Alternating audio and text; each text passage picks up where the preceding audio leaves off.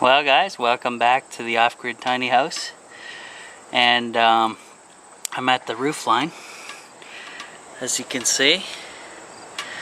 And there's this little gap channel that runs down the length of the trailer. And just so happens to fit the 2x4 perfectly well. You just got to tap it to have it go in a little further. But my idea was line this entire side with 2x4, screw it in, and beyond this metal that I'm pointing at is the foam, spray foam seal for the ceiling. So once this is mounted, a 2x4 mounted all the way down here, pressure treated, I want to mount a pressure treated 2x6 that goes up, that sticks up about 2 inches, and then from there I can lay a 2x4 on angles all the way down to get my angle for the roof. So tell me what you guys think, but for now I'm going to go back inside and show you what I'm doing inside the tiny house. Alright guys, back inside here, just finished tidying up. I'll show you what I was doing in a minute. It's pretty humid outside right now, 65%, and it looks like it's going to rain. 27.2 Celsius out, 23.5 Celsius in, and 74 in. So the windows are open, so that's why it seems to be a little more humid in here. Hopefully by the winter time, if I have the fireplace up and running, that will dry the place out and get rid of my humidity issues. Update on this little dollar store solar fan that I bought. I think it tipped over and shorted out, so I'm gonna have to check that sometime. I brought the mortar pestle over. I brought my tripod back. I got the Coolatron over here. I got that bag from the dollar store. I got the cigarette plugs back over here. Well, they've never been here yet. And actually I grabbed a roll of my paracord, and I'm gonna be taking this home, and this will be going around those rods that I showed you in an earlier video, the fire starting rod, the magnesium, ferro magnesium rods, because the string that came with it is a joke, but whatever, this will work. And then I'll make a necklace out of that stuff, and that way you can use it in the field as well. I have my distilled water container, and it is just air drying out because I'm going to use it here eventually to water the plants and stuff. What else is going on? Yeah, I kind of set things back up, and that's about it really. So my plan, I have a little notepad here. So let me set the tripod up, and I'll be back and I'll show you what the plan is on here, on this piece of paper. Okay, we're back. Got the tripod set up. I'm just going to draw a little sketch for you guys. So just in the clip a few seconds ago there, I was on the outside of the trailer, and there's a little lip like this. And there's the bottom of the trailer, and it's like that on either side, like that, and then it goes flat. So what I showed was I'm gonna stick a 2x4 down the length in this gap, which fits perfectly, by the way. Didn't even have to measure, just stuck a spare one in. And then I'm gonna screw that 2x4 into the trailer with 3, I'm thinking maybe, yeah, 3 or 4 inch screw should do it. And then from there, I'm going to take a pressure treated 2x6 and screw it to the 2x4s that were down, that run down that channel.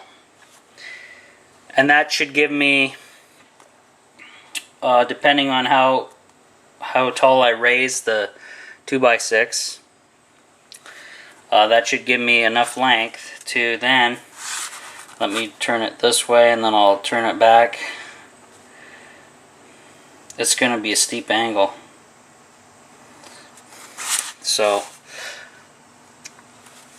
then I can set 2x4s down this way.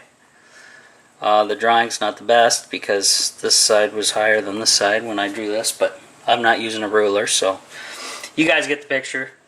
The 2x4s rest on the 2x6 and will be fastened into the 2x6 all the way down, and also fastened here into the other side of the trailer.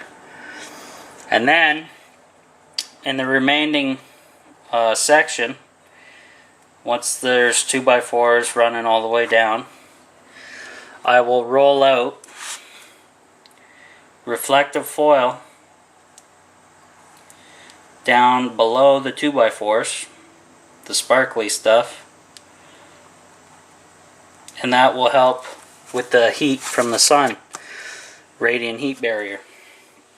Throw that up in there, then have the 2x4 sheeted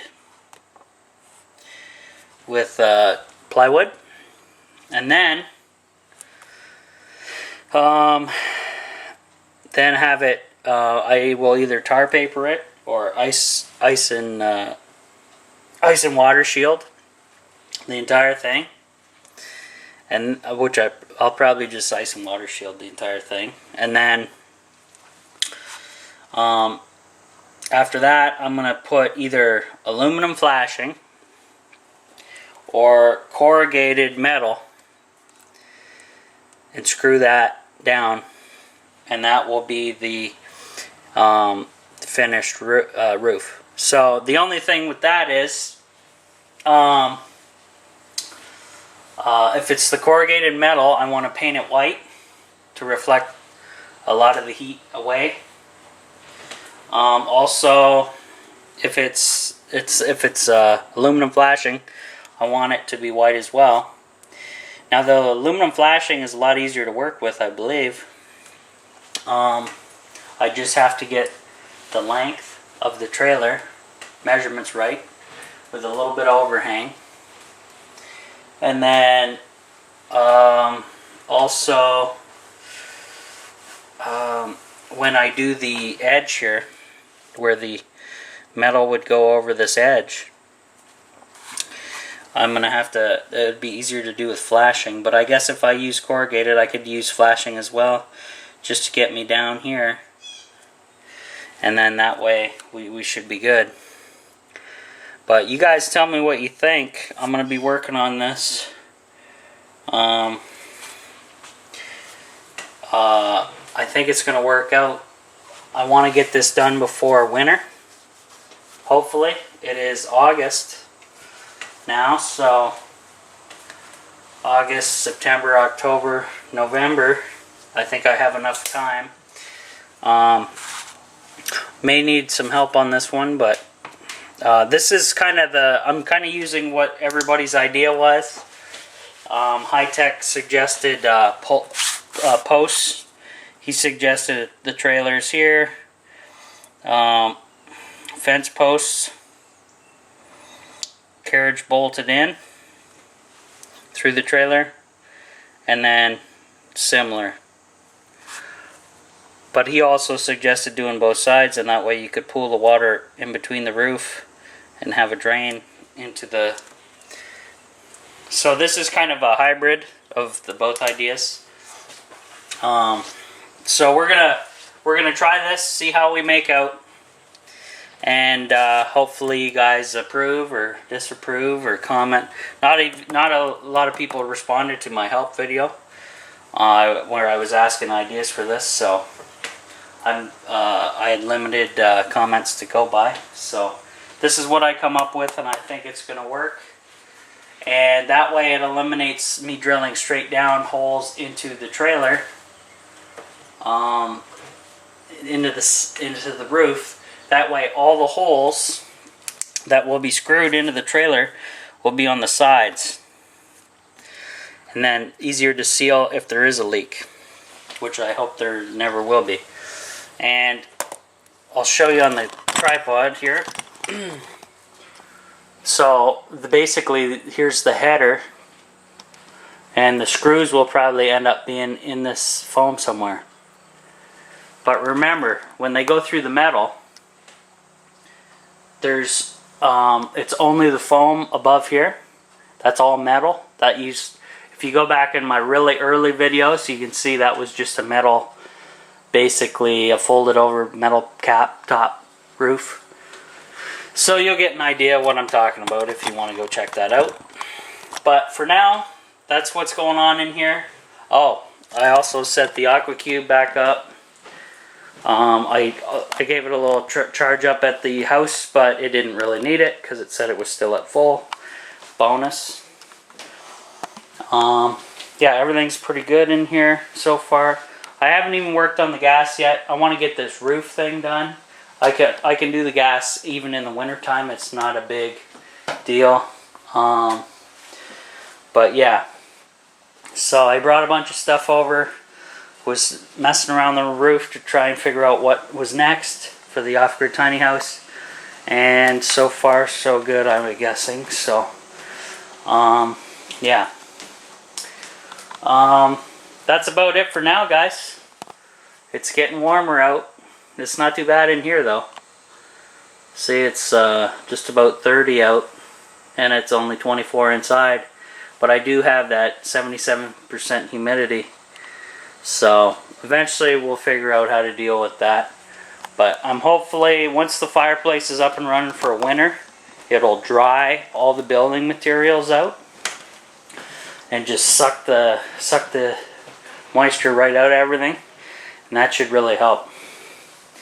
But it's comfortable in here right now. It's not a big deal. I got the doors and windows open, so nothing too bad. I'm going to bring this little thing home, put the meter on this thing, and see if there's any juice there. It's probably shorted, but whatever. That's it for now, guys. We'll talk to you later. Alright guys, some of you might have recognized this from when I was trying to light that tinder in one of my latest videos there. So what I did was I gave this guy an upgrade. This was the original cordage that came with those two items. So I got rid of this because that's pretty garbage, and I put I made a paracord necklace to hold this instead. So check that out.